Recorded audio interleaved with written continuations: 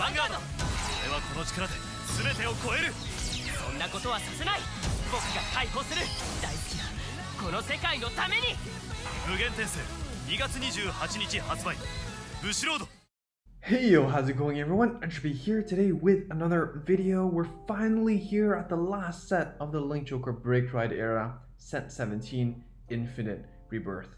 Let's break the spell and settle the score. Starting with the JP calendar of the month of April. As you can see, there are quite a few events to cover, so let's keep going. First of all, celebrating the end of the Link Joker era, log in for 20 packs. Global usually only gets the 5+10 on day 1 and day 2, so probably a long shot, but it is possible, right? Banners, of course we have the set 17 banner. This includes the following clans: Shadow Paladin, Link Joker, Kagero, and Gold Paladin, featuring Drag Ruler Phantom, Omega Glenius, the Rebirth, and Monarch Sanctuary Alfred. So this is quite an exciting lineup, as these are the final units for the protagonists of this era. Of course, another banner that we have was the Overdress banner. It did cross over with Infinite Rebirth in the first week from April 1st to April 10th. Global has already seen this event, so it may not be likely, but it's still worth mentioning since we, who knows, down the line maybe we'll see more Overdress banners. But again, this is gem only, so save up and spend your packs if you have packs or gems. Next up, purely speculation, but the birthday gachas have been a thing for the cover characters of the clan for quite a while now. So for reference, check out your character's fight screen. As such, be on the lookout for a Leon Aquaforce banner. As usual, it's kept at 4 multis and gem only. Again, this is not confirmed. This is just me saying that it's possible, and I'm predicting it. So if I'm wrong, I guess this will be really stupid. But yeah, there. Next up, we have the season event Happy Easter here. Of course, it isn't really Easter for Global, but it just might be an Easter memories kind of event that they've pulled off with like Valentine's Day, for example. So whatever. We have Ren for Shadow Paladin and ME for Bermuda Triangle. Here's some more details. You have your sleeves, you have your my room stuff. So it's really cute, honestly. I'm a big fan of Ren, so it's quite nice. Next up, we have the Super Dimension Robo Dayusha event on April 1st. Now the reason why this is actually an event is because this was way back in OG Vanguard. This was the first April Fools kind of thing where they marketed that they had this DP exclusive anime. Of course, eventually Bermuda actually got their own anime, but that's a story for another time. Anyways, read the story, get rewards, exchange for a list of DP units.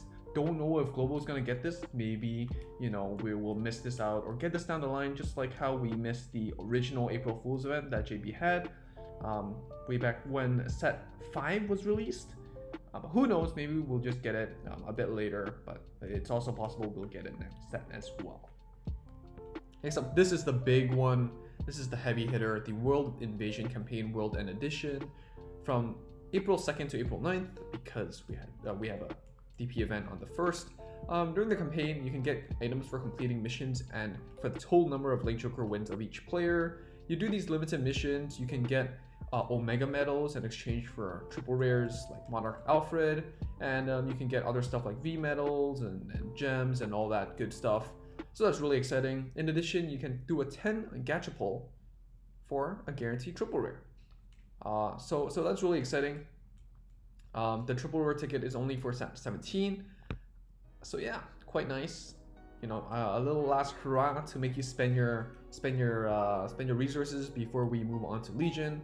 And right after that, from the 9th to the 16th, we have the protagonist version, the hero version. It's basically the same thing. You get a triple rare, which is Blaster Blade Seeker, my bad. When we hit the Legion era, you get V medals, gems. You also get the 10 roll for a triple rare pack as well. And something I missed, of course, was you could exchange for a reverse unit here. You can exchange for a non-reversed version here. So, and you can also exchange, for example, from a normal version into a reversed one. So for example, a Dauntless into a Dauntless reverse, and the other way around back in this event. Of course, the protagonist one comes after the villain one. So make sure to note that, you know, you can transfer the normal units back into the reverse forms afterwards. And one other thing is that it has to be the same rarity. So for example, if it's triple rare into triple rare, so Dauntless into Dauntless Dominate, like the Angel Feather one doesn't work since the Break Ride is a double rare. And of course, you need to use the gacha copies. You can't use rank rewards to exchange for this. So that's just something to note of.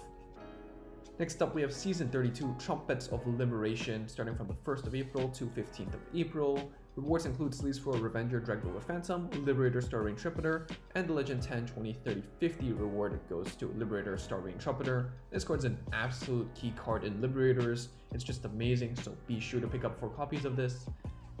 And we have Season 33, Second Coming of the Flame Dragon, on the 16th of April to the 30th of April. Rewards include sleeves for Dragonic Burnout and Dragonic Overlord, the Break Ride variant, with the Legend 10, 20, 30, 50 reward being Dragonic Overlord, the Rebirth. Now, Rebirth is a pretty solid unit, and definitely the art is quite amazing.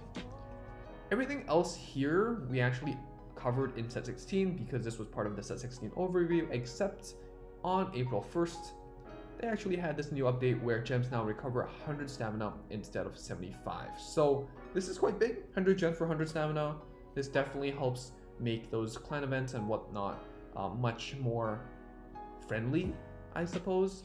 And again, gives you another reason to save your gems over your packs, or I guess if you need another reason again.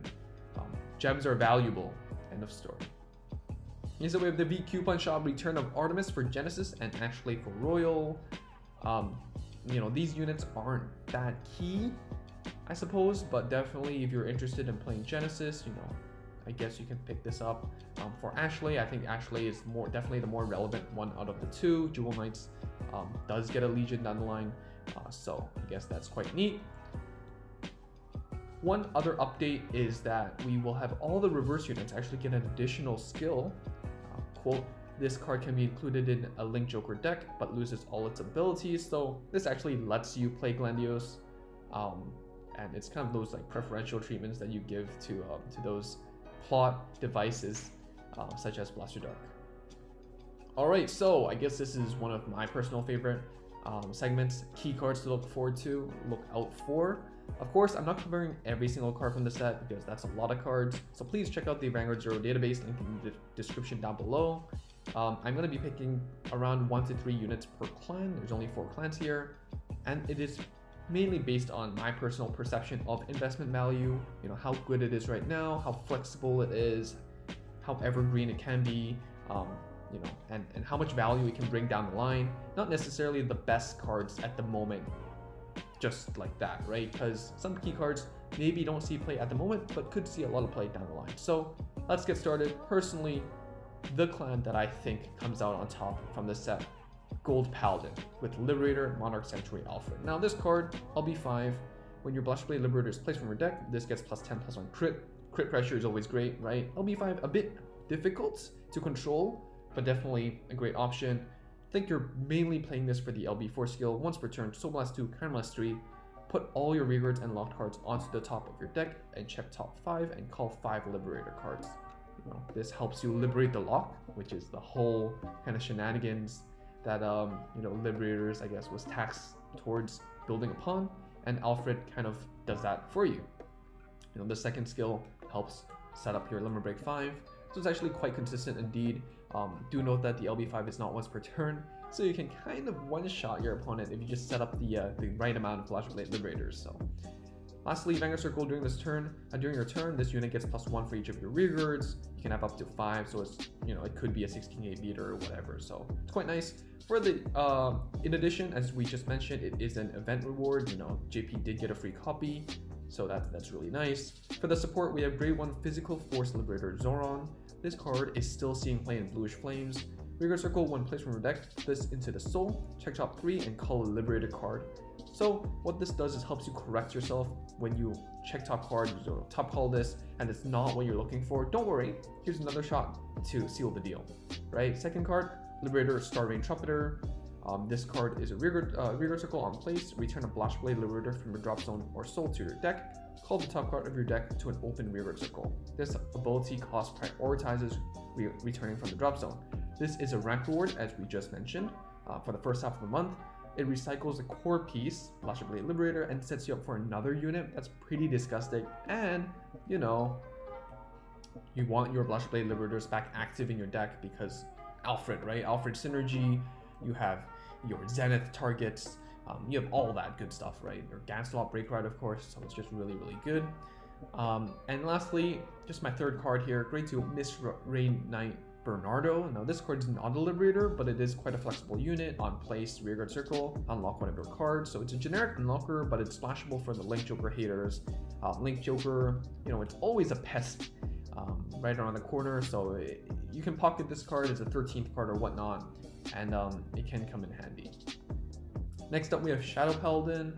My personal bias, Revenger, Drag Ruler, Phantom. Remember break 4 once per turn. If your opponent's damage zone that's 4 or less, this includes if they're at 4. Caramelist 1 and retire 2 Revenger Reguards to get +10 and deal 1 damage to your opponent. So push them to the rope.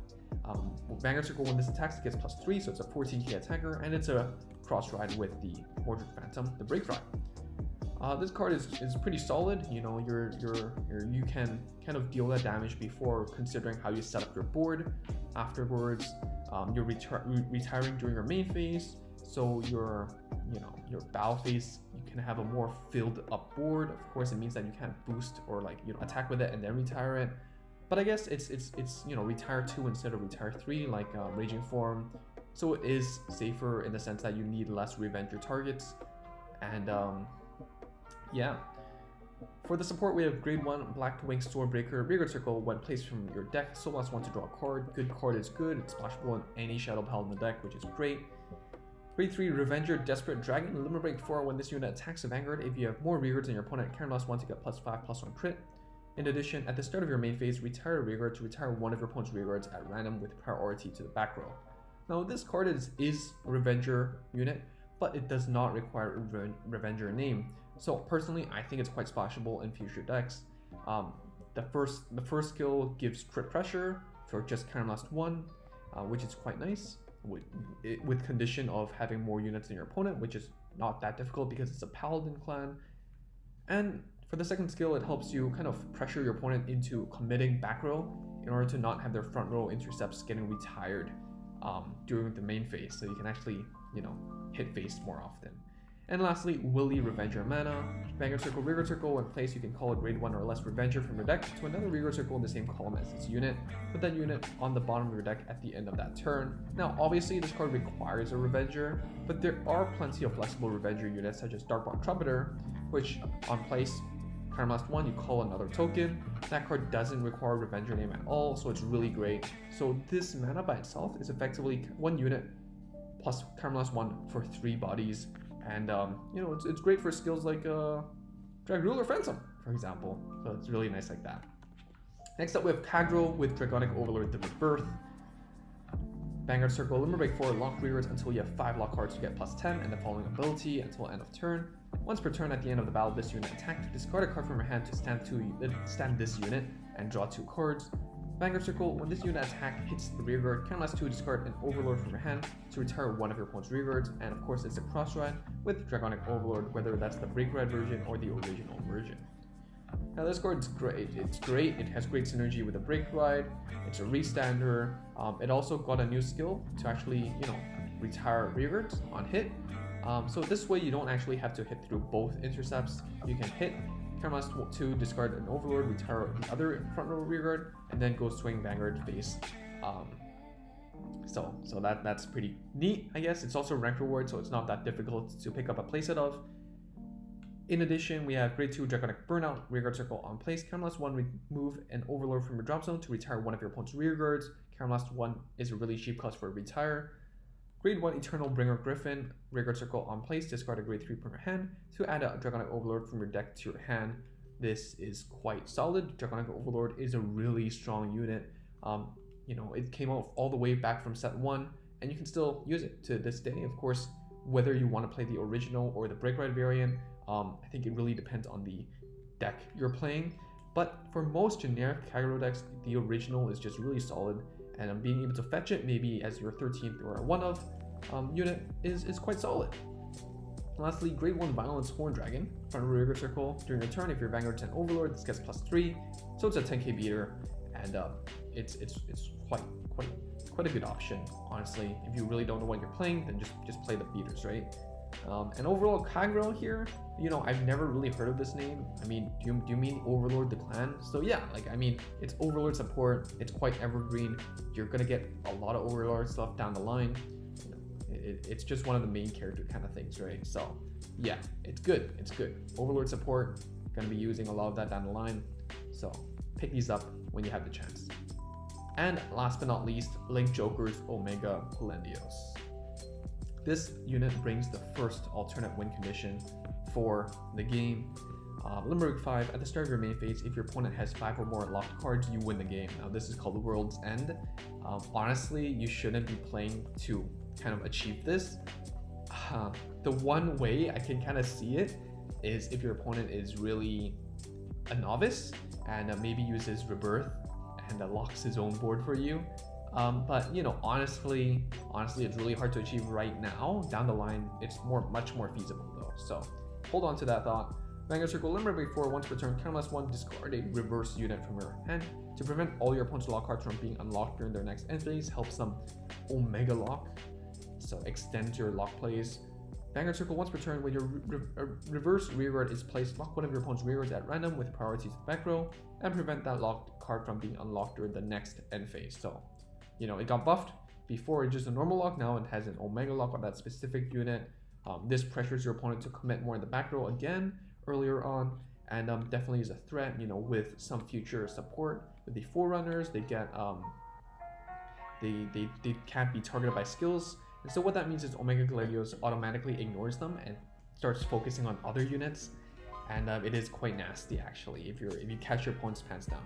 Lastly, Vanguard Circle, all of your reverse rearguards get powers +5 and cannot be locked by your opponent's card effects. So the mirror match is kind of awkward, but having the extra 5k, you know, as 11k beaters, 16k beaters, 11k +5 is quite nice.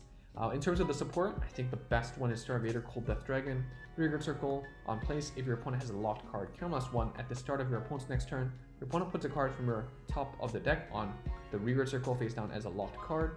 This is a really flexible unit and something that you can definitely try out in other Link Joker decks, such as Chaosbreaker Dragon as well. Honestly, there isn't a lot of flexible support, but you know, if you're playing Glendios, you definitely need these units like Magnet Hollow and Ruin Magician. Magnet Hollow is a Vanguard Circle, Rearguard Circle, grade 2, 9k. On hit of Vanguard, if your Vanguard is a Starvader, count +1 to add a reverse unit from your hand, from your deck to your hand. You know, honestly, this is just for Glendios, I guess. But you can also think about as a Stride Fodder situation, a Stride Fodder search. So that's quite nice, I guess. It's like grade 3 searcher, but instead of check top 5, it's a guaranteed one, right?